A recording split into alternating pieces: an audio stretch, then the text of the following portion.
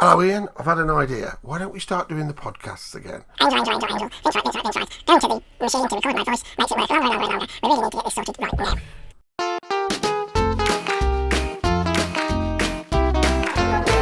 First of all, I plead innocent of all charges. You're listening to Talking Elvis with Vince Wright and Ian Gray. So welcome to our first new show. Ian's not actually with me today. He is, what is he, Vegas, New York? He's doing the rounds anyway at the moment. So we should hopefully have him back for next time. So that's all looking good. So stepping in today, I've got my old mate, Tony Stutchbury, coming in because he's got a guest for us.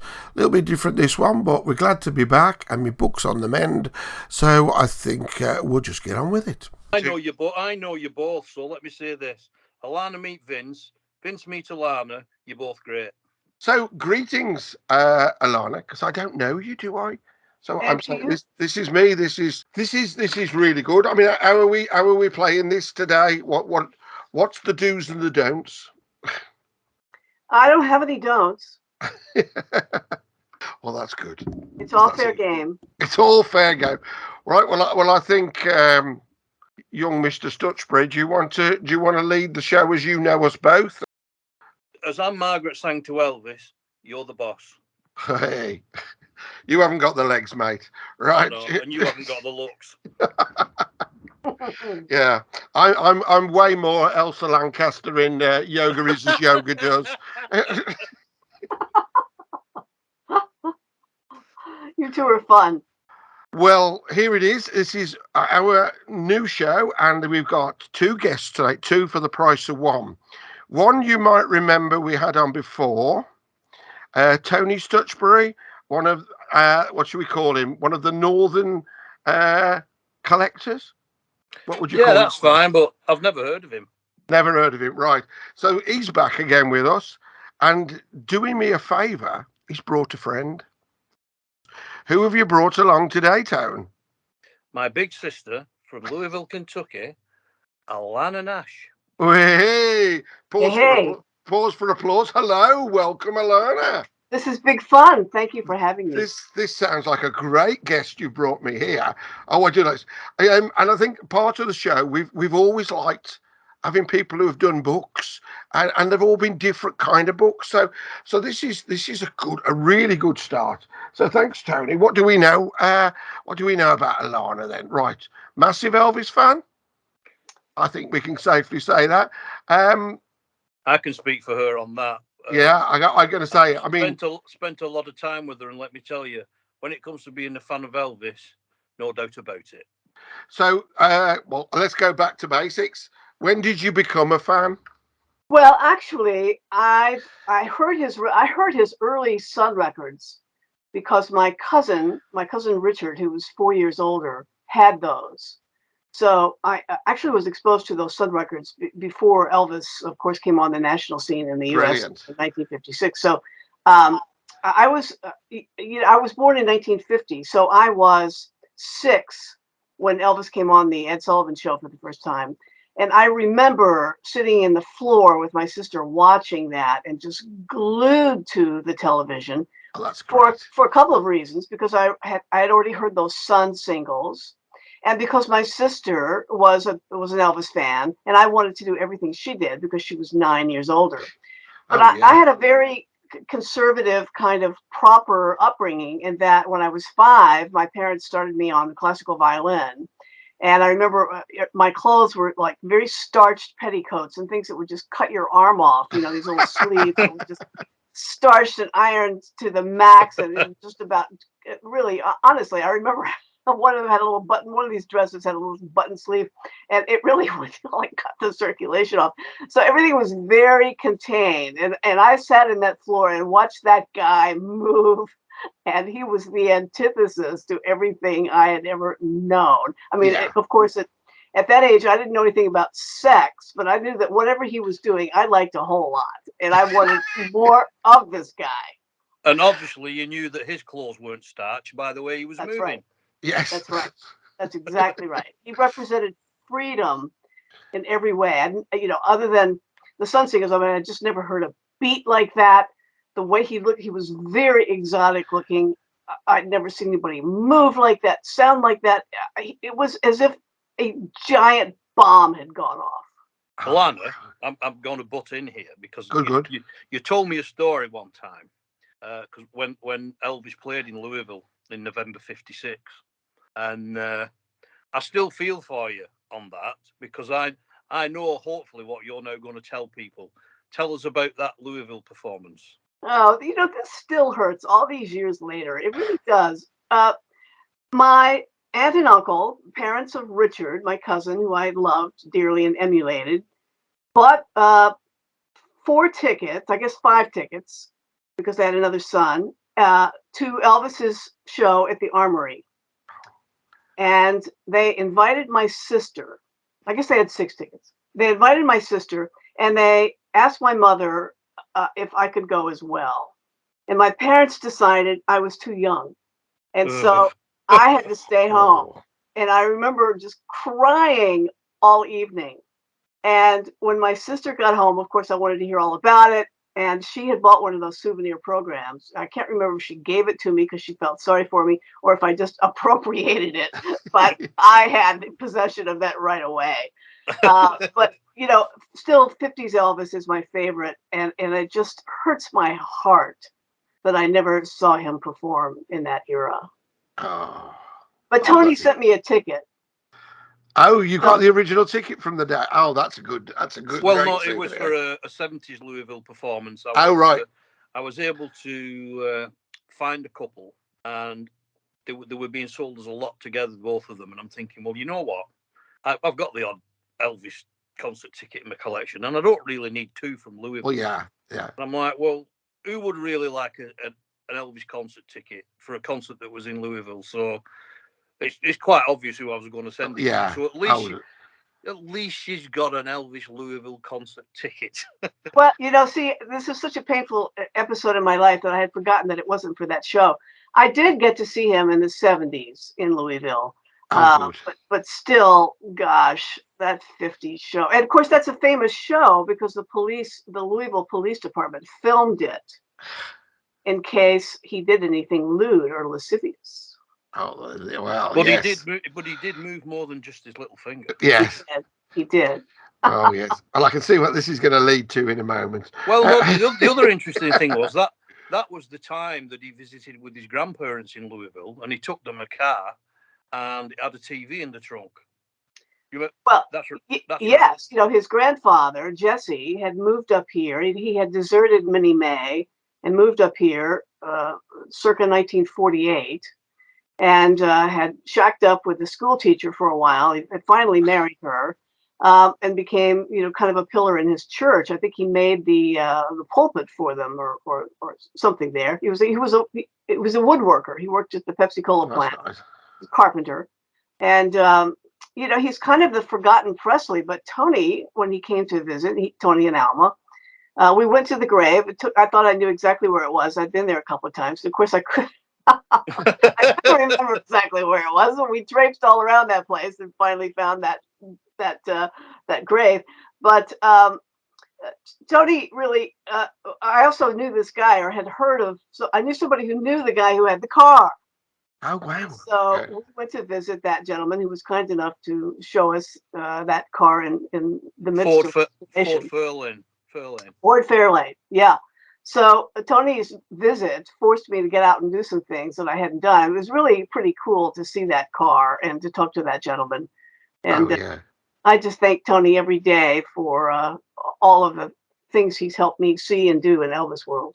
Oh, nice. Yes. Well, really, that comes back to the Colonel, because I was in Memphis one year and I was in a bookstore and I saw this book called The Colonel by an author called Alanna Nash, who I'd never heard of, didn't know anything about this author, but I love the cover of the book and I love the subject matter of the book, and I'm thinking, well, we're a better place to buy it than in Memphis. So I bought this book, The Colonel, and I didn't read it while I was in Memphis. I actually read it when I was back home. And what year was that? Oh, good grief, 2003, 4, yeah, 3 or 4, something like that. Yeah, right. And after I'd read it, I'm thinking, wow, if I could write about Colonel Parker, this is how I feel and how I would like to write about him. I mean, I met him fleetingly, as you know, but we don't need to go through all that. But so I thought I was moved to email the publisher to say how much I appreciated the book. That's got to be quite a rarity to move you that much, hasn't it? Well, yeah. And so I emailed the publisher, and they passed my email on to Alanna, and she very kindly emailed me back. And when I mentioned I'd met Colonel Parker, she was interested in that story, and she asked to see the picture. So I emailed her the picture, and then on and off for a while, we would have the odd email conversation, but I didn't like to pester her too much. Yeah, you don't push your luck. Being a jobbing journalist and music writer, she's got a busy life, and she, so. But we just kind of hit this friendship off, and it that's lovely. Kind of developed from there. So Colonel Parker is the link, yeah. Well, yeah. I mean, such a fascinating character, and I mean, if there's only one book to read about Colonel Parker, and she's going to slap me across the head for keep saying this, but it's The Colonel by Alanna Nash. It's just a fabulous, well-researched book. This is great. So if I just go back a step, how did you get into the journalism? I mean, was it straight away music, or was it, you've said you've got your violin, and then you're liking Elvis, and how did you get to become the journalist? How did that become the career? Was it just like from day one?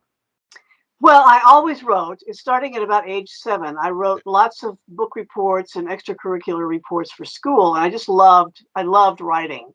So it became a kind of marriage, and I did play violin for 14 tortured years. But I also taught myself guitar, and I played drums in an all-girl band, and wrote folk songs and sang in bars and that kind of thing. But for a while there was a toss-up whether I was going to be a musician or a writer. But the fact is, I was a pretty terrible musician. I think that decision made. Yeah. Yes, fate made that decision for me. But going back to this book, there is a it was a marriage. Sorry, it was a marriage of writing and music. Because the love of music was so strong, and I inherited that from my father, who was quite a studious lover of classical music, and it was always in our house. All kinds of music was always in the house, and so there was no escaping it. And I guess it's in my DNA, quite frankly. But this link about Colonel Parker and Tony, here is really the great circle, because a few years ago, I got an email from Tony, who had been sort of dialing around the web. Yes, and had as he does. Yes, as he does. And he had discovered quite a fascinating document. And when he sent it to me, at first it scared me. Yeah. I wasn't quite sure what it meant. But when we decided to bring the book out again, the book is out again it never went out of print, but it's out in a new edition with a new afterword. That's good. And so I was trying to think, what could I say in the afterword that really would be, shine a pretty good spotlight and cause people to, let's update the story and see what all we know. Because when I was researching that book, the internet, this was in the late 90s. I spent 6 years on it, and there wasn't all this material on the web that there is now. And there was stuff that, even though I went to Europe and I went to the offices of registrars, and I hired a lawyer over there to get documents for me. And I mean, I really spent just a ferocious amount of money trying to research this guy who left no paper trail to speak of. But in the interim years, things have been bubbling up on the web. So Tony had sent this document, and I wasn't really quite sure what it meant. So I sent it to Holland America, who interpreted it for me. And that's about all I'm going to say here, because it really is stunning. It is stunning. Oh, right. So and we can get the book. Is the new edition of the book out now? It officially comes out on the 21st, but it is on Amazon now. Oh, brilliant. If you click on the old cover and then click paperback, it brings up the new one. So you can say that. But it's Tony who made this happen. And it's, again, I just can't tell you how spectacular a find this is. Yeah. And I'm itching to say what it is. No, don't. Save it. Save it. But yes. I was just, it was when we were on lockdown. I was on furlough, so there were hours during the day where I wasn't doing anything. And of course, you indulge your interests and your passions like Elvis and Colonel Parker. So I think it started late one morning. I thought I just started looking anything up online I could find out about Colonel Parker. And you know what Google and search engines? Down a rabbit hole and you're gone. Well, yeah, depending on how you put something in, you could put Colonel Parker, Colonel Tom Parker, Andreas Van Kuyk. And so you search all these things. You go onto one link, it goes to something else, and on and on and on it goes. And then suddenly, I found something, and I'm like, "What's this?" And I'm like, "Oh my goodness!" I'm like, "This is fascinating." So you click through a little bit further, and I'm like, "Well, it confirms something that I'd previously thought was That's possible, good. but there's no evidence. But now there's some evidence that can tie something down." And I'm like, "Well, there's only one person I can send this to Oh, because she obviously, wrote the yeah. best book on Colonel Parker, like I said earlier." So I sent this through to her, and it was like, "Where did you find this? What's this?" And this all started. Well, I had no idea that eventually it would end up in as an afterword in a republishing of the book. Yeah. And the information was there for anyone to find. It's not like, I mean, I said to Alanna before, I mean, she's so thrilled with it, and I'm humbled by that. But I said it's a bit like the discovery of America. It was always there, America, You stumbled upon it. waiting for it was always there, America, waiting for Columbus to discover it. So it's the same with this piece of information. But he was It's looking now for there something for else. it's now there for it's now there for someone to find. I'm just Yeah. lucky that I was But they didn't. But they bold didn't. enough. It took you. You Yeah. found it. Well, true, but no, it's fascinating, and I mean, I've already got the book, but I can't wait to get it again. Oh yeah, no, I'm definitely up for this one now. I mean, it's Elvis mania again, isn't it? I feel it's great that you can put the telly on, you read the paper, and it's Elvis again, isn't it? And it's not in a bad way. No, it's Um, good. It's yeah, it's being positive for a yeah. change. I mean, I have to ask you, Alana, what's your view on tribute artists? What do I think of tribute artists? Are you a hater, a lover, or just middle I, of the road with it? I'm kind of middle of the road with it. I've Yeah, seen some really awful ones, and I've seen yeah, some good ones. But really, and I don't want to disparage them at all, but it just makes me yearn more for the real guy. yeah. I mean, it's generally known that I think they're a waste of space.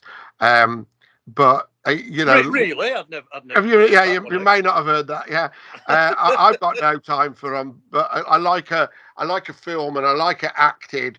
But seeing somebody who's supposed to be Vegas' finest in the back room of the Red Lion, with a karaoke backing track makes me heave a little bit. Yeah, Yeah.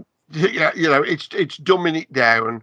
If you're going to be on a stage with a full orchestra, yeah, go nuts. But the little back room of a pub, it just makes it sad. It's what Elvis never became, and I always thought that you saw Bill Haley play these things. Roy Orbison did go through a dodgy period of playing little places, but Elvis never did. So the tribute artist shouldn't. But that's me having a rant. I'm, Sorry I'm about going. that. I'm going to turn the table, Vince. I'm going to turn the tables here and ask you a question. All gold. After what you've just said there, and I understand what you're saying, because to some degree I agree with you, but does it not alleviate your pain a little bit to realise, bearing in mind that these people are Elvis fans themselves? I don't know. I think it's people see Elvis like they see the Rocky Horror Show. Anybody can play the part, and you just go and see another rendition of it, another performance of it, where I want the original one. But Well, but yeah, are you going to go on with the new movie? Because all it's right, it's acting. It's acting. It's yeah, not an impersonator. It's telling a story. So when I've seen all the stage plays in the past, even when it was the guy out the professionals, um, you Martin know, Shaw, yeah, it was dire, but it told a good story. So I could I right? could I could live with that, because it was theatrical. I think that's the Alana, Sure. Alana, Yes. how do you feel about the new movie? Are you looking forward to it? Very much so. Very much so. because apparently it's pretty darn good. Well, it's going to be good on two ways. It seems to me it's going to be a great film, just as it's well made, but we're going to love it too, aren't we? I wonder why. Well, you know, here's the thing that I think is fascinating. Elvis Presley is the quintessential American story, good Yeah. and bad. And yet it takes Europeans to tell it to us because Yes. we don't quite understand it. You know, the American fans, on the whole, you say Elvis Presley. Well, not the fans. Let's just say you say Elvis Presley in America, and people laugh or smile.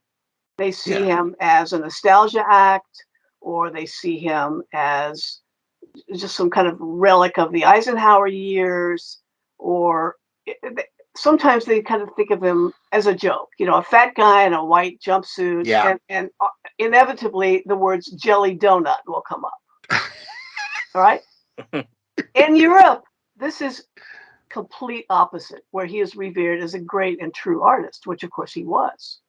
And Absolutely. I'm just astonished at the difference in American fans and European fans, and how well informed the European fans are about his life and career, the minutia that they know. The American fans, on the whole, don't know that. But you know, it's Colonel Parker who recognized what he had.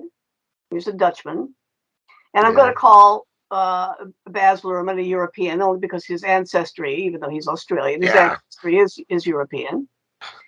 It's the Europeans who really get this story and recognize the full spectrum of the glory and the pathos of this story and turn it around and show it to us.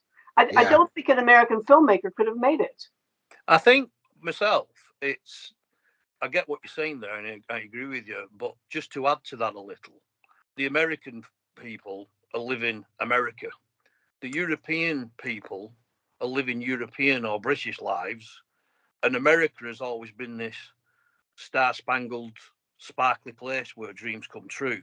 Yeah. And to us over here, Elvis is America. So when Baz Luhrmann was talking about Elvis being a canvas, he's absolutely right, particularly for European and British fans and Australian fans. You know, anyone who's not in the USA aspire to see the USA or be part of the USA. And Elvis is kind of America to us. I mean, there's an old newsreel where a lady called Jenny is interviewed in Vegas in '72, and the newsreel guy says to her, "What's this trip meant to you?" And she says, "A chance to see America and a chance to see Elvis." And she's right. And then he says something else to her, and he says, "Which is more important?" And she said, "Elvis." And then the news reporter says, "For many fans, America is spelled Elvis." And he's right. Absolutely. To us, Elvis encapsulates everything about America. Well, you know, that really rings true for me because when Beatlemania, see, I was a huge Elvis fan as a child. I was 10 when he came back, or not almost 10 when he came back from the service, came back in March of 60. I turned 10 on August the 16th, 1960. Yes. Nice one. You know, I was thrilled that he was back, but then the style changed. You know, I love that rough-edged rockabilly Elvis. The style changed. I remember it's now or never happened, and I was kind of like, whoa. And then, you know, Are You Lonesome Tonight? I'm like, gosh, you know, where's the Good Rockin' Tonight guy? I was like that when I heard those. Yeah. So then the Beatles came. The Beatles came right on the heels of our terrible Kennedy assassination, November 63. The Beatles happened in 1964.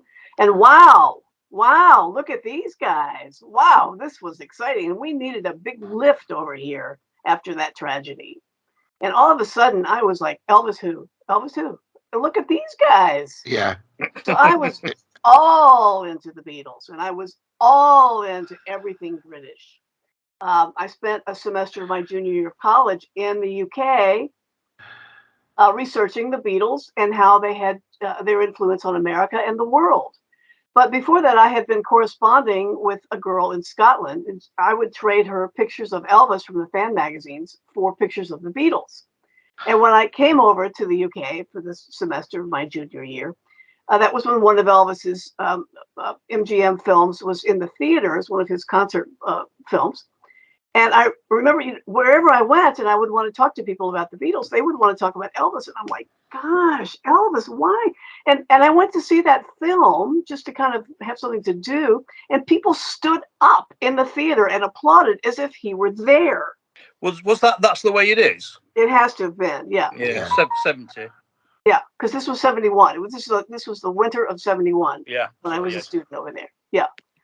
But I was it was the same thing. It was like we couldn't get enough of the British and you couldn't get enough of the American. That's lovely because, I was there going, I don't know what the South is, but I want to go. And I'm just imagining you sitting there going, Manchester and Liverpool sounds wonderful. You shouldn't have mentioned Manchester. It's just reminded me of something. Oh dear, what have you done? Alanna has a great Davy Jones story. Oh. Didn't you win a competition to meet him? I did. In 1967, in June of 67, so I was still 16, I won a contest, which was, it was 40 words or less, or 50 words or less, why you wanted to go on a date with Davy Jones. Oh. And so this was through a local radio station, and I entered that thing, and I won. Do you still have the article? I don't know what the submission was because I entered it so many times, but I know that I used the word sincere in every single entry. But this was a trip to Los Angeles to go on this date, which was you would go to Marineland, you would go to have a spaghetti dinner with him, you would go to a theater to watch a closed screening of Head, the new movie, that kind of thing. Well, so I got off the plane. And there were all these other girls there for their date with David. Nobody had said this was a group date. So every girl got off the plane. Well, what's she doing here? Yeah. Well, what's she doing? I won the date. So it was. And you're standing there in your wedding dress, ready, just in case. Not right. Not right. So at the end, we all got to sit individually with Davey on a motel or a hotel couch and get our pictures made with him. And I ended up writing a story for Rolling Stone about it when he died and using some of these pictures. I took pictures all during the day, and I got an exclusive interview with him for my school paper. So it was big fun. But that is good. Yes. I love that story. I love that. You don't see that show. Everything's repeated on telly over and over. Why isn't the Monkeys on? That must be a copyright thing or something, isn't it? You think that would be on? That would be great to see again. Yeah, I'd like to see them again. Yeah. I only ever saw the reruns in the 70s because I was too young for the. You're a itty bitty kid. Yeah. Yeah, with a little bit of guitar.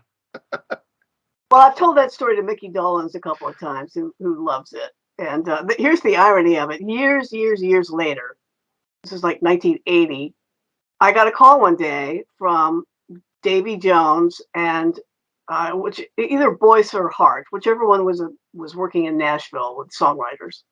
And Davy thought it was time that he should become a country music artist because things weren't working out for him anymore with rock and roll. Yeah. Sort of pop. So they called me because I was in business with Brenda Lee. I produced a syndicated radio show with her called Brenda Lee's Country Profile. So they wanted to know if I would be their introduction to Brenda, and they thought it would be great if Brenda and Davy could be a duet team. Ooh. So I told them I didn't think it was going to work out, but I did connect them, and I don't know how that conversation went, but Brenda and Davy never happened on the charts, that's for sure. It's fascinating with Alanna because everybody in our circle of friends and people just thinks she writes about Elvis. Yeah. But she doesn't. And I mean, she's worked with the Osmonds, she's worked with Muhammad Ali. And I'm like, oh, wow. Seriously? Did not know that one. She's got all these little vignettes tucked in her pocket that to her it's work. Yeah. But to me, it's damn fascinating. Thanks. Oh, I should have said before I got off that phone conversation with Davey and his friend, I just couldn't resist telling Davy that I had once snuggled with him on a hotel couch. Yeah. I had been one of the girls in the group date, and I remember he went, "Oh my God." Oh, that's fantastic. I love I that. don't think he enjoyed that group date very much.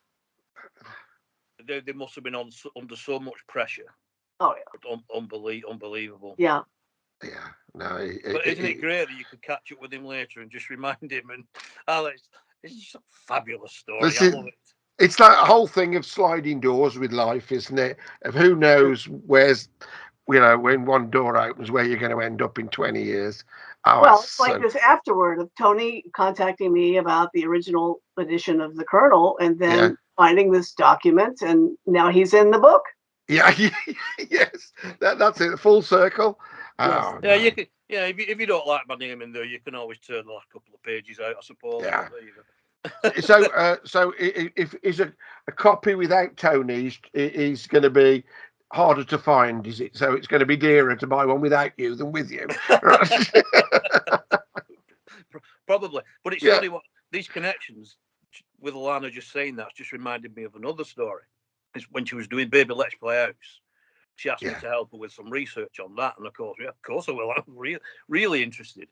But I was on a trip to Tupelo. I'm staying with Roy Turner, and he had some files on his computer, and he said, "Here, go through that folder there. Have a look through those. You might find something interesting to look at."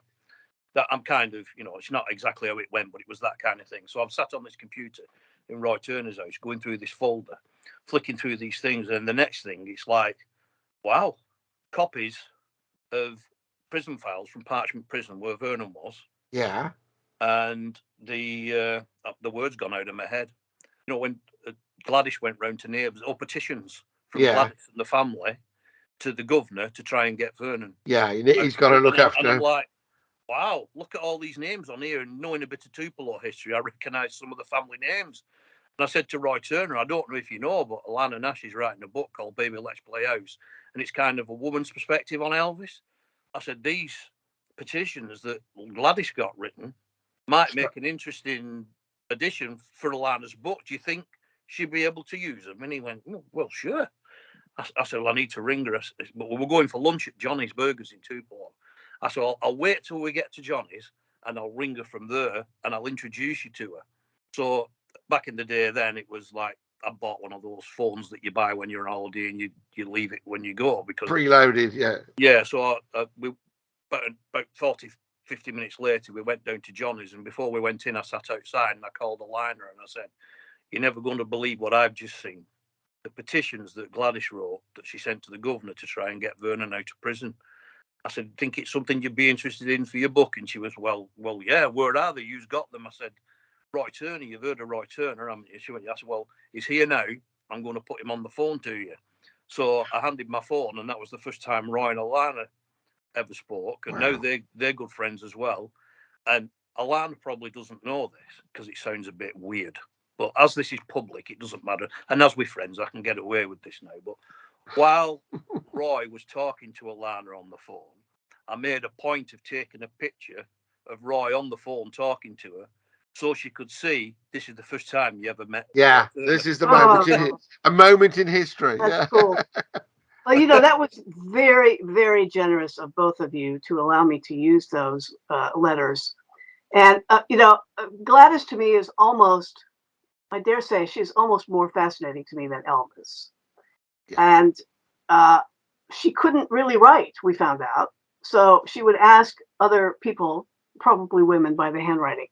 But the handwriting is all different to write these letters for her because she really was pretty illiterate. Fascinating. So I mean, she could write her name, but she couldn't. Either she couldn't write well enough to write letters, or she really could not write. Period.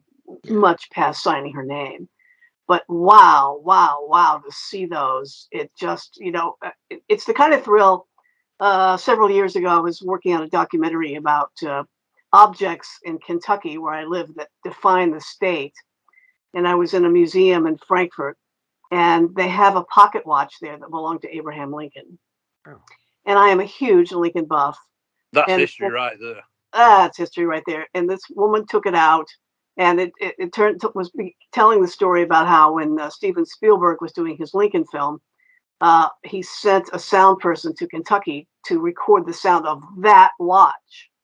So in the film, when Lincoln pulls out his pocket watch and looks at it, that's not the same watch that he pulls out, but No, it's the sound of that watch that she was holding it.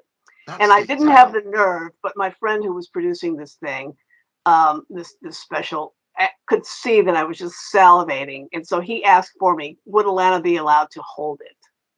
And so they put the blue glove on me and Yeah, laid that watch in my hand. And oh my God, oh, what a thrill. Oh, I have a picture of myself holding that, and yeah, I can definitely. barely breathe. And that was a similar feeling that I had when I saw those letters. Yeah, they're just fascinating That is pieces of great. history.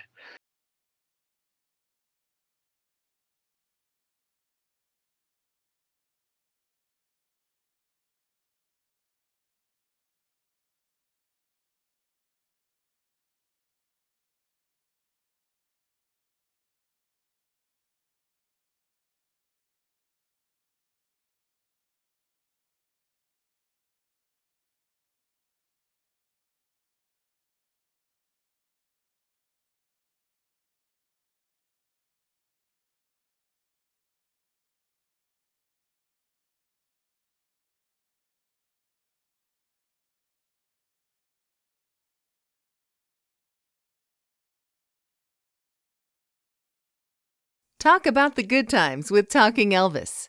There's a lot of work goes into Alanna's books. I mean, she doesn't go into great detail, and a lot of people who read the books very rarely read right to the end with all the acknowledgements and everything else. Yeah, They just read the book and finish it. But I don't think a lot of fans are aware of just how much research she does.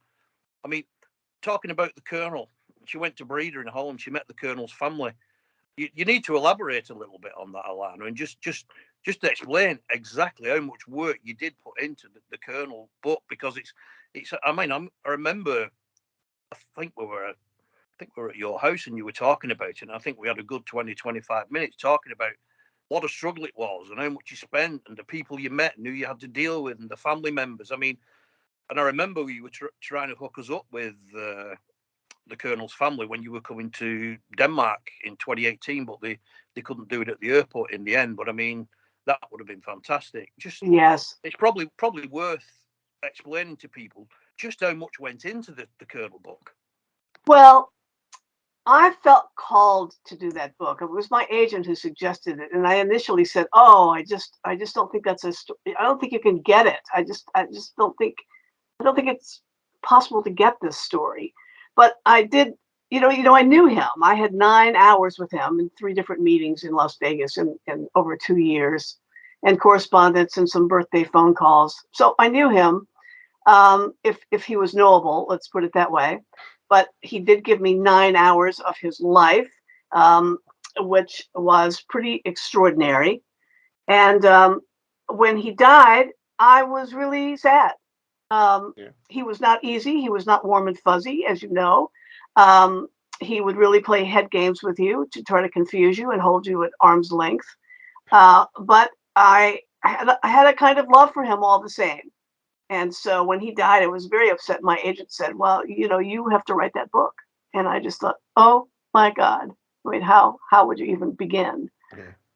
But I knew Bill Burke, who was the Elvis reporter for the Memphis paper, the Press Scimitar, and he knew the European fan clubs. He was the liaison. He was married to a woman from Denmark, and he entertained a lot of the fans who came over from Europe.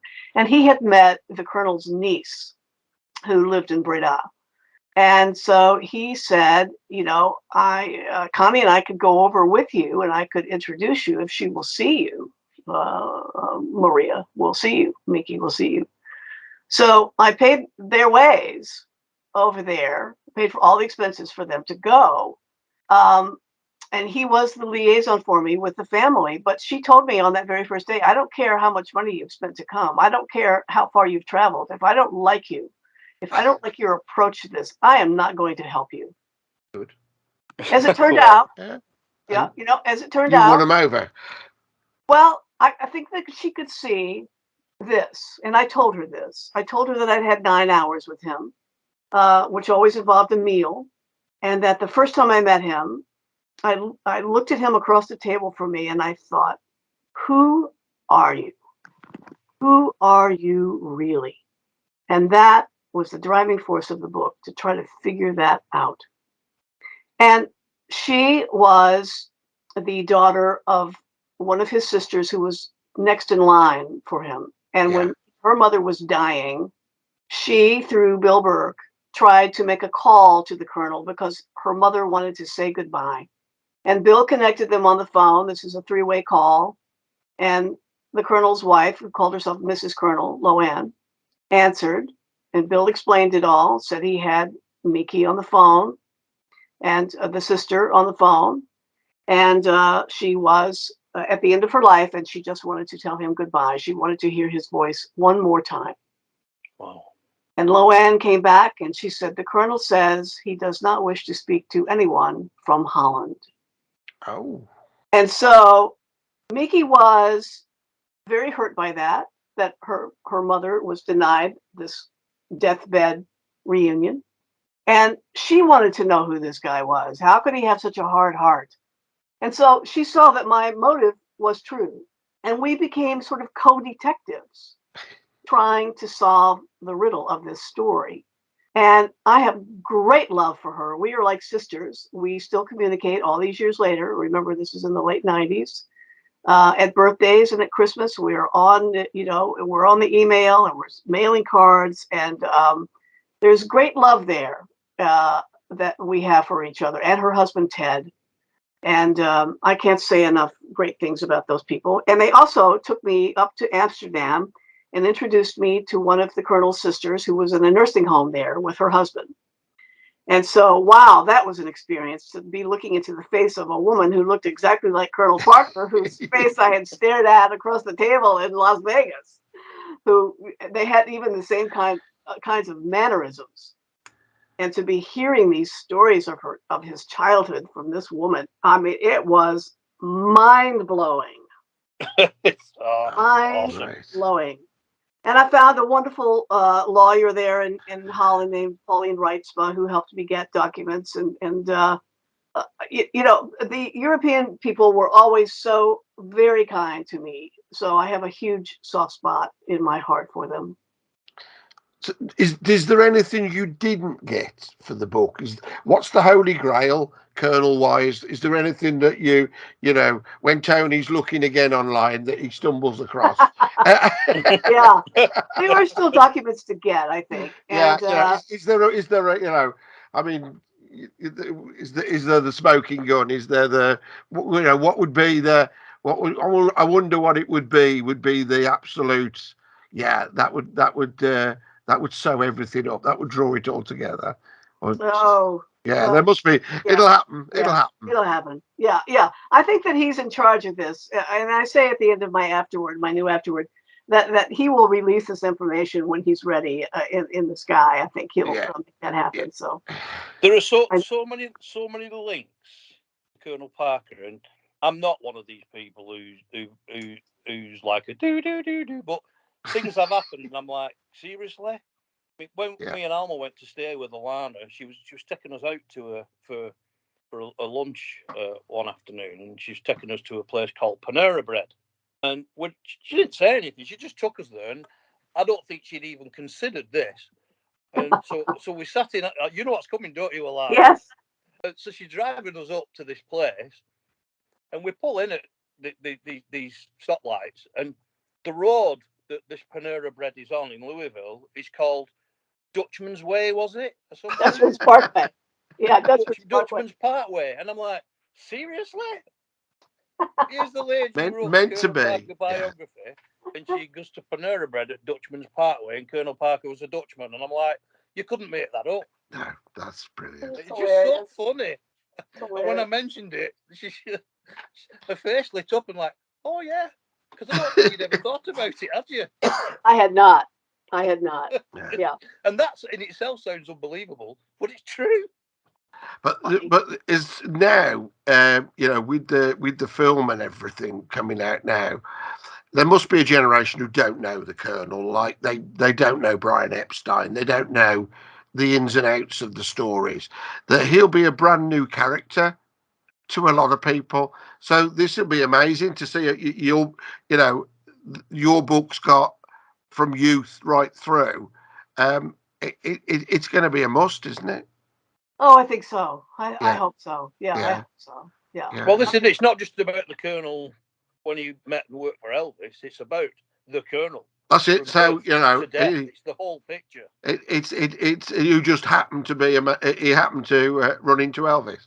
That's the aside, is it? Then yeah, Well, that's I think that you can't fully understand Elvis until you understand Colonel. yeah. And I think on social media, so many people they love him or hate him, and that's it, isn't it? There's no middle ground where you've got to go. He was the best thing for Elvis. He was the worst thing for Elvis.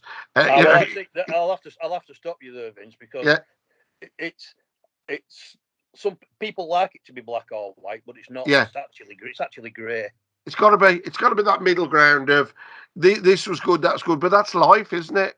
Correct. Yeah. Nobody is all good except me. I'm going to be honest with you. If when I see this movie, if it paints the Colonel totally as the villain, I'm not going to be happy Yeah. because uh, it, oh, I've just done an interview with a newspaper, and the person who was interviewing me, uh, were trying to put words in my mouth, trying to say that the Colonel was an evil genius, and I went, no, he wasn't evil. No. I, That's I did. I said, please don't put that in the interview because I don't want that coming from me.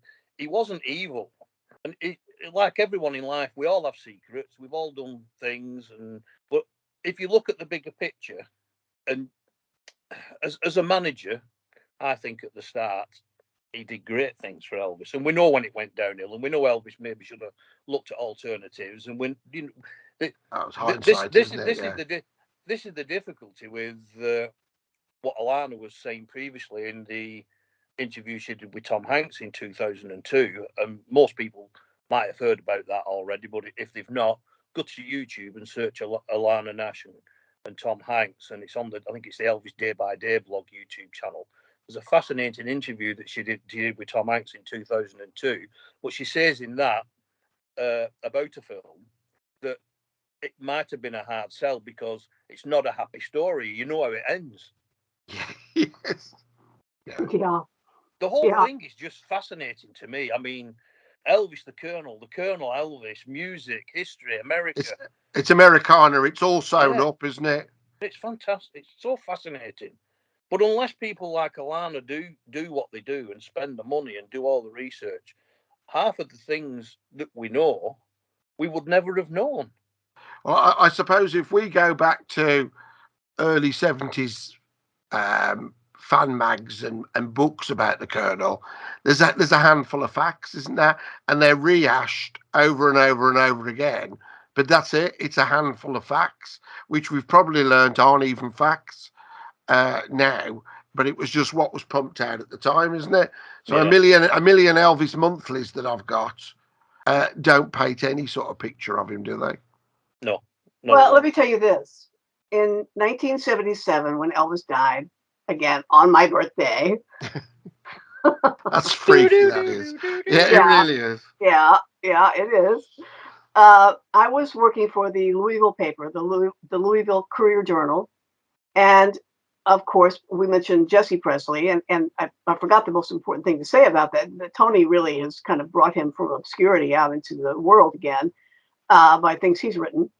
But the paper sent me out to find his widow because she lived here in Louisville. So I couldn't track her down. But then the next day, they put me and the paper's star columnist, John Filiatro, on the private plane to go down to Memphis and cover the funeral. And we were down there several days together. We split up and did reporting. And then I came back, and then the paper sent me back for a period of weeks to do a series that ran in late 77 or early 78 about Elvis. And one of the installments in the series that I wrote was about the Colonel. And I regurgitated what appeared to be the well-known fact that the Colonel was from West Virginia. And after that ran, I got a letter at the newspaper from someone in Europe saying, he's not from West Virginia. His name isn't Tom Parker. His name is such and he's from Holland. And I showed it to my editor, and we dismissed it as just more craziness from Elvis. Yes.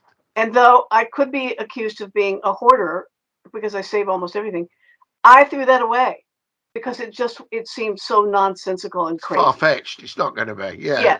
Yes. But here you are. So I have learned through the years.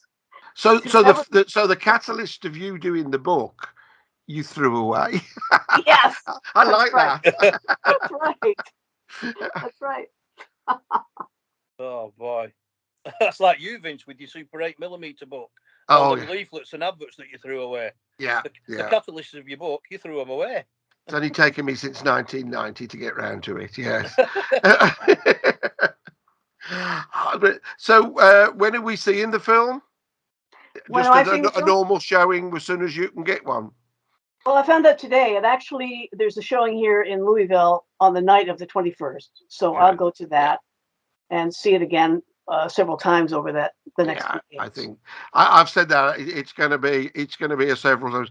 I'm really Anaraki. I've decided to go on my own the first time, and just get the morning. I've got like the 11 o'clock on the 24th showing, and it looks like they've only sold 2 tickets, so it'll be great. So I don't want to be surrounded by loonies, right. So that'll be great. And then I should probably go on the evening and be surrounded by everybody. But it's 2 separate events for me. It's a bit sad, but it's almost religion, isn't it? Me being a fan, but it's got to be done. Thoughts on the film? I'm like that. I mean, I kind of want to see it on my own, or should I say, with my friend Gary, because it's close to us. But then I want to see it with a bunch of people who've not seen it, who are fans, who see if they can, enjoy it as a group. But I've got a question I need to throw at Alanna. I hope you don't mind. Oh, go for it. Well, this is from a fellow Louisvillian who's a friend of mine. He lives in Owensboro, Kentucky. It's called John Crisp. Now, Alanna's met his brother James on a trip to Nashville with me and Alma one time, and that's quite funny. I'll be sending this podcast when it's up to them to listen. But James Crisp is a great guy. But for years he kept secret from me that he had a brother called John who was a massive Elvis fan, and I'm like, how can you do that to me? but anyway, here goes the question from John Crisp in Owensboro, Kentucky, for Alanna Nash. He says, whether the Colonel was a villain or not is up for debate. Okay, fair enough. We've all heard of how much of his own wealth Elvis gave away throughout his life, but were there any moments that you came across, Alanna, in your research that the Colonel showed a particularly charitable side that might not have made the headlines? Well, that's interesting because on my first visit with him, he sat there. You couldn't really ask him questions. You could only sit there and be part of the king's court, so to speak. Yeah. So he would tell you what he wanted to tell you, and he spent an inordinate amount of time telling me how much money he gave away to charity. Now, I know that he did give money to charity. He would not give money per se to employees or a bonus. He'd give them a title. He did that with Trudy Forsher, for example.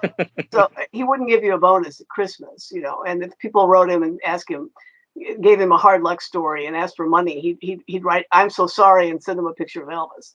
But, what he preferred to do was have RCA donate appliances or television sets to philanthropic organizations or hospitals in his name. But he did, there was the King's Daughters Day Home there in Madison where he lived, Tennessee, and he gave them a washer and dryer. He also gave them a kitchen because Marie tried to invent herself as kind of this, proper lady with the King's daughters. But he did arrange, for something like 31 charities to receive money at Christmas in the name of Elvis and the Colonel. But when he would do that, he would ask for, so he would do it through Tennessee politicians, like the governor's office, and have them pick the deserving groups. But it was always with this implied understanding that if the Colonel needed a favor, he would go back to these same people and say, well, remember, we donated all this money to you. That sounds just like him to me. Yeah, yes. That's exactly the businessman, isn't it? That's right. He's kind of like Trump in that way. But that also, uh, he, Wait a minute. No, I like that. I can see that now. I oh like yeah, it's that. Yeah. transactional, but with a much better sense of humor. But I remember in this first meeting, he told me that he'd put in the whole air conditioning system at this Catholic church, which was next door to his office in Madison. So I remember he bragged about this because when I would leave him, you couldn't take notes when you were with him. As soon as I left him, I would write down as much verbatim as I could remember that he said, and he said, I put in the whole system in this Catholic church, 20 or $30,000 worth. So when I was writing the book, I found the priest who lived there then and dealt with him, and he said, no, that's not right. We only owed $2,000 on it, but he did give me a check for the whole amount. And then he followed it up with a small check at Christmas and a miniature pony to be raffled off at a fundraiser. But he also gave me a small truckload of Elvis memorabilia, which the priest said he burned, thinking that anything that had to do with the pelvis thrusting Elvis Presley might be evil. Yeah, the devil's work. That's right. Yeah, he said to me, I realize now that was a sad mistake. Probably got more for the memorabilia than the little pony. A miniature pony. I mean, it could have been worse. It could have been an elephant, I guess. Because he had this thing about elephants, didn't he? He did. Yeah, he did. He had a thing about elephants. Now that's interesting. What's that then? What's that story? Tony, you want to tell that? Well, I learned about it from you in your book, so yeah, it's back to you for that one. Oh, all right. Well, he had worked with elephants. He only worked with one circus, I think. Mostly it was carnival. But he didn't put elephants on a hot plate to make them dance, did he? That's funny. That I'd like to say. He was the elephant waterer, and would parade him around for a little bit of exercise. And he seemed to identify with him. It might have been his size or his shape, but he collected elephants, figurines of elephants, always with the trunk up, because that was good luck. If the trunk was down, it was bad luck. So I knew this, and I sent him a Christmas ornament of an elephant with an upraised trunk one time, and he sent me a thank you note about that.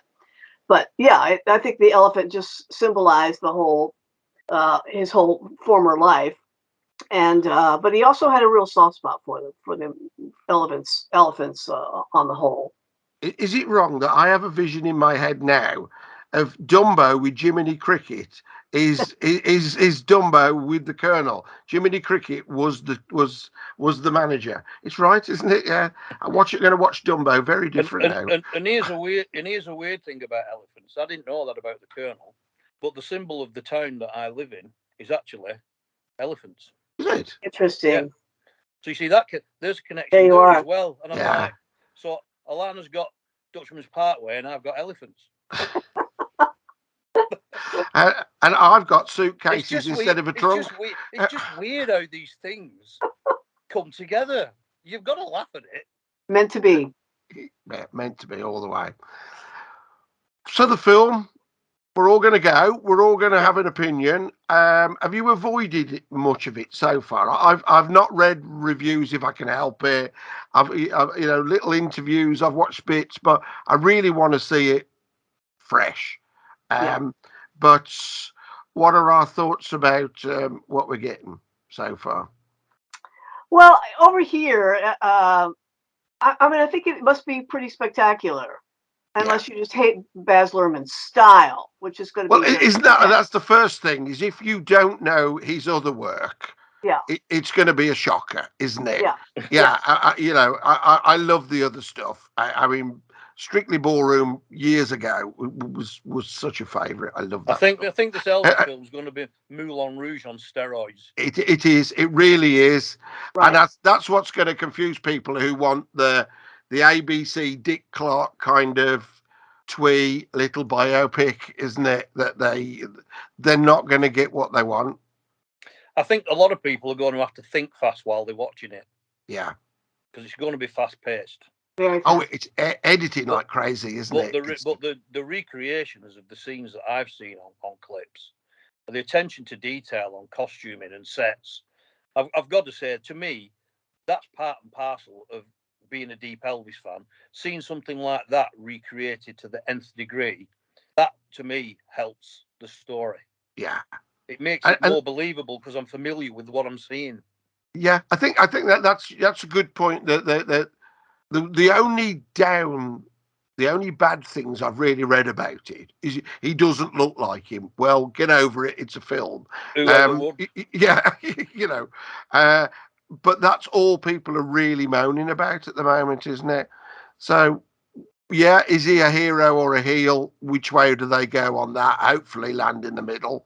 Um, what are you know? What happens next? Well, it's going to be he had to please the estate, so there's not going to be a Linda Thompson. There's Dixie, but there's not going to be Anita Wood. There's not going to be a lot of people who historically we might want to see. Yes. And we're going to see Priscilla in places she never was, I think. Yeah, I've But read that. but on the whole, I think we have to look at it as an interpretation that is visually stunning and transportive, and not be nitpicking about those things. Yeah, I'm going to have to leave my notebook at the door. Yeah, yeah. I think I already know I'm going to enjoy it, but I am really interested to hear to see how it plays out from the Colonel's perspective, yeah. and what sources they've used to try Well, and get. I was going to go down that one next. What do we know about that? Because well, that's the very interesting bit. I'm going to be making notes in my head how it compares to what I've already read about Colonel Parker, Yeah, particularly from Alanna's book, because we do know that Baz Luhrmann has had copies of Alanna's book. If you want to elaborate on that, Alanna, it's up to you. yes, Well, he was given a copy of it, and by my friend Alex Hartman in Australia, when he was trying to figure out how to tell the story. He'd had this assignment for quite a long time, but he couldn't figure out how to tell the story. And my friend Alex Hartman said, "You need to read this." And then I know that Steve Bender and his producing partner also literally handed it to him. And in my interview with Baz Luhrmann a couple of weeks ago, I asked him if he read it. And he says, and this interview is online on aarp.org, that he has a team who reads all this vast material and they pull things from it and they put it up on this giant board. And he said, yes, there's material from your book that's up on the board. And I know that Tom Hanks read the book. He told my editor at AARP he had read it. So let's see how much they absorbed. It will be most interesting to me to see that. that will be interesting, won't it? Yes, but it's a must though, isn't it? Because if you're going to make a film on the Colonel, day one you go to Amazon and you buy every book on. Sure. That's got to be That's right. the first step of anybody's going to do. So even if you did this is the Colonel colouring in book, they would have bought that to That's start right. with, That's right. just to see. Yeah. They would have consulted, all of the top books on the topic, of course, to write an original script. It is an original script. They did option another Colonel Parker book, and but it's not credited. So they have written an original screenplay, amalgamating everything they've read, and they did speak with, of course, Jerry and Priscilla and Sam Bell and Tupelo and a few other people, but essentially, I think they've drawn from historical account. Yeah.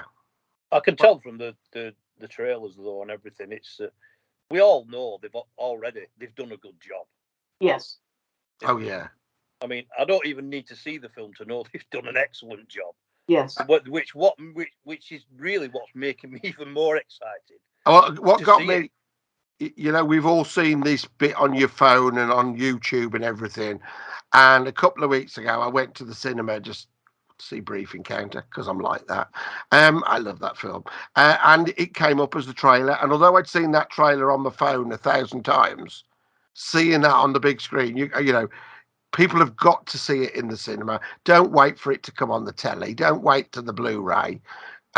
It's got to be on the big screen because this is going to knock you for six. Yeah, absolutely. Yeah, I think so too. Yeah, it's an event, and it's getting on the IMAX. It's going to be wallop. And musically, do we like remixes and things like that? I think they're really going to work with this. I think there are people who aren't going to like it, but you've got to see and hear them.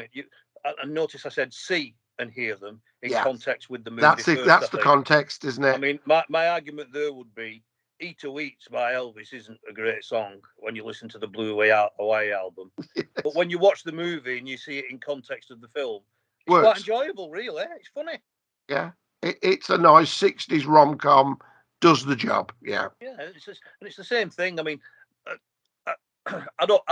It's very hard to be judgmental in a negative or a positive fashion on anything until you've seen it.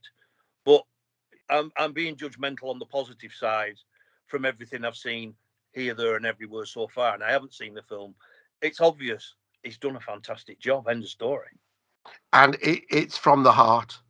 You know, He's an Elvis man. He's a bit of a closet fan, isn't he? Really? Yeah, it's what is it? Tarantino says, you're an Elvis man or you're a Beatle man. Elvis fans can like the Beatles, Beatle fans can like Elvis, but you have to love one that little bit more than the I other. love them both, but yeah, but there will always be Elvis. There's a percentage more of the other. Yeah, and you're an Elvis man or you're a Beatles man, and I think that breaks down the world. 50, right down the middle. You're one or the other. Tarantino had it right. To be honest, that's the only other person I would have wanted to see attempt this. Yeah. Interesting. Yeah. I would like. He's the only other big director that. Yeah, the problem. He's a fan enough to have done it. It was very different, but it would be. It would have been. He'd have concentrated more on Elvis's gun collection, I think. Yes. yeah, that would be quite weird. But it'd have been good on the split screen editing. Oh yes. Well, I think we could go on for hours here, and I'm quite willing to. But I'm very aware of I'm stealing all your time, and you and you end up writing a book about me if I spend much longer with you. This was fun, guys. Thank you so much. Really, thank you for joining us. Have you got any words of wisdom you want to sort of add to this, or do a part 2 or whatever? I'd say let's get real gone. That's what I'd say. But I also hope that the film does one particular thing in America that Elvis has always done in Europe. In America, Elvis isn't cool anymore, and I hope this will restore that overall feeling and sentiment and knowledge that Elvis is the definition of cool. Absolutely.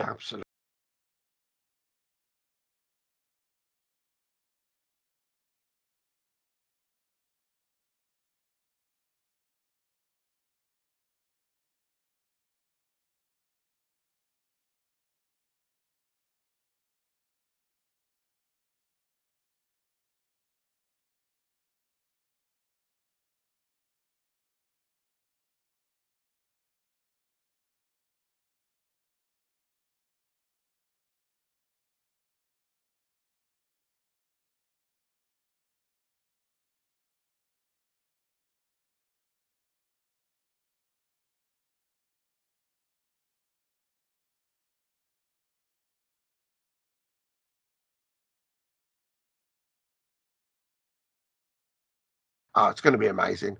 I think. Thank you very much, and thank you very much, Mr. S. You've done good, Vince. Vince. Yes. Alanna has left the building. Thank you very much. A little more conversation with talkingelvis.co.uk.